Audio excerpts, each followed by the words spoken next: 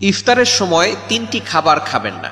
আমরা ইফতারের সময় অনেক আয়োজন করে থাকি, বিশেষ করে আমরা সারাদিন রোজা রাখি, ইফতারের সময় অনেক ব্যয়বহুল খরচ করে থাকি, আয়োজন করে থাকি। আর রোজাদারের জন্য নবীজি সাল্লাল্লাহু আলাইহি সাল্লাম দুইটি সুখের সংবাদ দিয়েছেন, দুইটি আনন্দের বিষয় হচ্ছে রোজাদারের জন্য। নবীজি সাল্লাল্লাহু আলাইহি সাল্লাম জানিয়ে দিয়েছেন, একটি হচ্ছে সারাদিন রোজা রাখার পরে যে ইফতার করে, এটা হচ্ছে রোজাদারের আনন্দ। আপনি সারাদিন রোজা রাখার পরে যখন ইফতার করেন, এটা হচ্ছে আপনার কাছে এতটা ভালো লাগার বিষয় হয় তখন, যে সারাদিন না খেয়ে থাকার পরে আপনি এখন খাবার খেতে পারছেন। অথবা ঈদুল ফিতরের সময়। আর একটি হচ্ছে রোজাদাররা আল্লাহ তাআলার সাথে সাক্ষাৎ করবে যখন, তখন সে আনন্দ উপভোগ করবে। এজন্য এটা হচ্ছে রোজাদারের জন্য দুইটি বিশেষ আনন্দের মুহূর্ত। আর আমরা ইফতারের সময় অনেক আয়োজন করে থাকি, তবে তিনটি খাবার থেকে আমরা দূরে সরে থাকবো।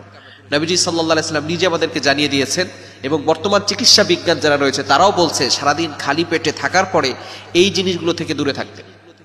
বিশেষ করে নবীজি সাল্লাল্লাহু আলাইহি সাল্লাম জানিয়ে দিয়েছেন, বুখারী শরীফের 855 নম্বর হাদিসের ভিতরে রয়েছে, আমরা সারাদিন রোজা রাখার পরে প্রথম নাম্বার হচ্ছে পেঁয়াজ খাবো না। কাঁচা পেঁয়াজ যেটা আছে সেটা খাওয়া থেকে আমরা দূরে সরে আসবো। আমরা অনেকেই কাঁচা পেঁয়াজ খেতে পছন্দ করি। বিশেষ করে আপনি যখন রান্না বান্না করবেন তখন তার ভিতরে যে দুর্গন্ধ আছে সেগুলো চলে যাবে। কিন্তু আমরা বিশেষ করে ইফতারের সময় যে আয়োজন করে থাকি, মুড়ি মাখাই, বিভিন্ন ধরনের আইটেম করে, তখন আমরা অনেকে কাঁচা পেঁয়াজ খাই। ভালো করে মনে রাখবেন, নবীজি সাল্লাল্লাহু আলাইহি সাল্লাম নিষেধ করে দিয়েছেন, যারা কাঁচা পেঁয়াজ খাবে তারা যেন আমাদের থেকে দূরে সরে যায়, এবং তারা যেন আমাদের মসজিদে না আসে, মসজিদ থেকে দূরে সরে যায়। এখন আপনি ইফতার করতেছেন, ইফতারের সময় কাঁচা পেঁয়াজ খাচ্ছেন, আবার একটু পরে আপনি মসজিদে চলে যাচ্ছেন, আপনার মুখে একটা দুর্গন্ধ লেগে থাকবে, সেটা পাশের যে মুসল্লি ভাই আছে সে কষ্ট পাবে। এটা কিন্তু খুবই অন্যায়জনক একটি বিষয়। শুধু তাই নয়, মসজিদে ফেরেশতারা থাকে, মসজিদে তো হচ্ছে শান্তির জায়গা, আপনার মুখের দুর্গন্ধের কারণে দেখা যাচ্ছে যে আরেকজন কষ্ট পাবে। এইগুলো থেকে আমরা দূরে সরে আসবো। বিশেষ করে এক নাম্বার হচ্ছে কাঁচা পেঁয়াজ খাওয়া যাবে না। অনেকে স্মোকিং করে, বিশেষ করে ইফতারের সময় সারাদিন রোজা রাখছে, এখন সে সিগারেট খেতে পারতেছে না, সারাদিন সিগারেট খেতে পারছে না, কতটা কষ্ট তার ভিতরে। ইফতার শুরুই করে সে খেজুর একটা খাওয়ার পরে সিগারেট খাওয়া শুরু করে। এরকম মুসলিম সমাজ আছে না? নেই? খবরদার, আপনি সারাদিন রোজা রাখার পরে এখন আপনি ইফতার করছেন, একটু পরে আপনি নামাজে যাবেন, মাগরিবের নামাজ আদায় করবেন, আপনার মুখের দুর্গন্ধের কারণে নামাজি ব্যক্তিরা কিছু বলতেও পারছে না, কিছু করতেও পারছে না। এজন্য এই দুর্গন্ধ থেকে আমরা দূরে সরে আসার চেষ্টা করবো। নাম্বার 2, দ্বিতীয় নাম্বার হচ্ছে কাঁচা রসুন। যে হাদিসটি বলেছি বুখারী শরীফের 855 নম্বর হাদিস, এখানে রসুন এবং পেঁয়াজের কথা নবী সাল্লাল্লাহু আলাইহি ওয়াসাল্লাম নিজে জানিয়ে দিয়েছেন। কাঁচা রসুন থেকে আমরা দূরে সরে আসবো।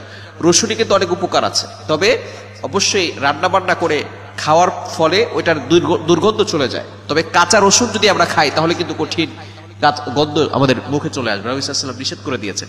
তৃতীয় নাম্বার হচ্ছে মোস্ট ইম্পর্টেন্ট, সেটা হচ্ছে অতিরিক্ত ঠান্ডা পানি থেকে আমরা দূরে সরে আসবো। বিশেষ করে আমরা কিছু শরবত খাই, এই শরবতের ভিতরে অনেক অ্যালকোহল থাকে।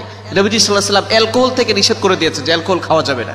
আমরা বিশেষ করে খুব সুন্দর সুন্দর রং বেরঙের শরবত তৈরি করি, বিশেষ করে ইয়েলো কালার, এরপরে গ্রিন কালার, বিভিন্ন ধরনের আমরা শরবত তৈরি করে থাকি। এখানে কিছু অ্যালকোহল শরবতের যে ট্যাগ আছে এগুলো কিন্তু ইসরায়েলি পণ্য, এগুলো থেকে আমাদেরকে দূরে সরে আসতে হবে। এই খাবার থেকে বিশেষ করে ঠান্ডা পানি, যেটা আপনার জন্য অনেক ক্ষতিকারক একটি বিষয়, এবং ভাজা পোড়া থেকে আমরা বেশি দূরে সরে আসার চেষ্টা করব।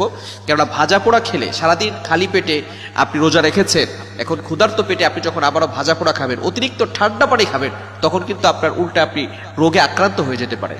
আপনি কিন্তু পরবর্তী সময় তারাবিতে আপনার ঝামেলা হয়ে যাবে, ইবাদত করতে আপনার ঝামেলা হয়ে যাবে। এজন্য ইফতারের সময় এই তিনটি খাবার থেকে আমরা দূরে সরে আসবো। নাম্বার 1, এক নাম্বার হচ্ছে কাঁচা পেঁয়াজ খাবো না। দ্বিতীয় নাম্বার হচ্ছে কাঁচা রসুন খাওয়া যাবে না। তৃতীয় নাম্বার হচ্ছে অতিরিক্ত ঠান্ডা পানি, অ্যালকোহল যুক্ত শরবত এবং ভাজা পোড়া বেশি খাবো না। আল্লাহ তাআলা আমাদের সকলকে এই বিষয়টি বুঝার তৌফিক দান করেন।